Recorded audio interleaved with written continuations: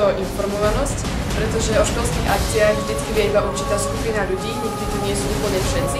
Nie som spokojná s fungovaním ZRPŠ a o tom, ako málo informácií o tom máme. Veľmi rada by som bola, ak by sa vyrobila nejaká nástenka. Pasívny prístup niektorých študentov, pretože ak si môžem dovoliť to zhodnotiť napríklad v porovnaní z môjho prvého ročníka a môjho terajšieho 4. ročníka, tak si myslím, že žiaci sú menej aktívni, menej sa zapájajú. Že málo ľudí platí ZRPŠ. Myslím si, že oveľa menej ľudí je dnes ochotných sa zapojiť pri organizácii akcií, ako napríklad v mojom prvom ročníku. Keď som si už raz vybral jazyk a úroveň jazyka druhého, ktorú chcem študovať, alebo po prípade, keď si to ľudia v tých dotazníkoch krúžkovali, že si to už nemôžu zmeniť. Naša škola je unikátna tým, že ponúka širokú škálu možností sebarealizácie, ako je napríklad debatný klub, Dreams and Teams klub, žiacka školská rada, rôzne športové kluby a tak ďalej. Čiže každý, čo ho zaujíma, to si tu nájde. A super je aj to, že je to veľmi široko prezentované a že škola fakt podporuje každého v tom, čo chce robiť, takže na tomto sa asi už nič nedá zlepšiť. Najviac sa mi páčia mimoškolské aktivity, ktoré už teraz sa vlastne zapájam do organizácie týchto mimoškolských aktivít a sa mi páči, že táto škola je práve výnimočná týmito mimoškolskými aktivitami a vylepšiť by sa mohlo ešte reprezentácia týchto mimoškolských aktivít. V našej škole sa mi najviac páči, že je to pre nás taká príprava do života, ale nie len z hľadiska toho vzdelania, ale aj vzhľadom na to, že veľa z nás býva na intrakách alebo na privátoch, tak sa musíme učiť samostatnosti a spolužitia medzi sebou, takže toto je podľa mňa to najlepšie. Čo, mne sa páči napríklad, že sú také tie mimoškolské akcie. Dievčatá. No, a ja. Dievčatá, čo? Tak krásne študentky sú tu na. Riskovi som postavil. Globálne som spokojná, lebo zase keby robil niečo zle, tak asi by sa to nedelo a neboli by ste všetci. Samozrejme, že spokojní Žiackej školskej rady robia nejaké úplne super akcie a sa teším, keď bude ďalšie. Fungovanie Žiackej školskej rady vo všeobecnosti nemám prečo nespokojná, pretože nemajú nejaké zlé výsledky alebo čosi také.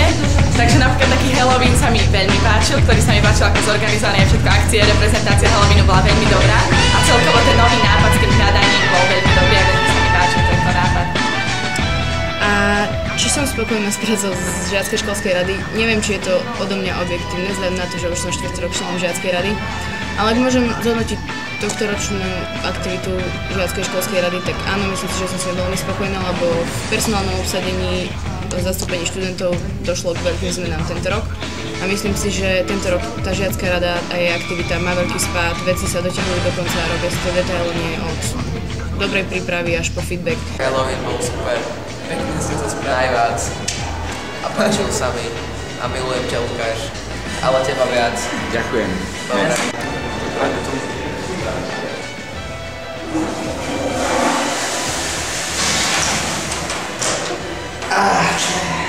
Timo. No, no jasné. No tak číslo 1. Čím nie si spokojný a chceš, aby sa to nejako zmenilo ohľadom školy? No tak sme na druhom poschodí a s ľútosťou vám musím odkázať, že na týchto chlapských záchodoch sa nenachádzajú žiadne záchodové sprchy a ešte s väčšou ľútosťou musím povedať, že sa tu nenachádza žiadny bidet, hej, ktorý ja by som osobne veľmi prijal. To je všetko. Otázka číslo 2. Čo sa ti na škole najviac páči a či by si to ešte nejak vylepšil? No myslím si, že táto škola je asi najlepšia v celých Sučanoch, čiže na výber som nemal a je to veľmi dobrá škola, než by som tu nemenil okrem tých sprch bidetov a ešte navyše sprchy dole v chlapských šatniach. OK, a posledná otázka. Si spokojný s prácou Žiackej školskej rady a nejak to ešte podmiť nejakým eventom, čo sa ti páčilo alebo... Určite áno, tak určite no. Školská rada je super, robí pre nás vynikajúce veci, neviem aké, ale asi hranolky predávajú za euro, že to nie je školská rada, čo to je? Nie, to je študentská spoločnosť. Alebo si videl ten trailer, alebo čo také.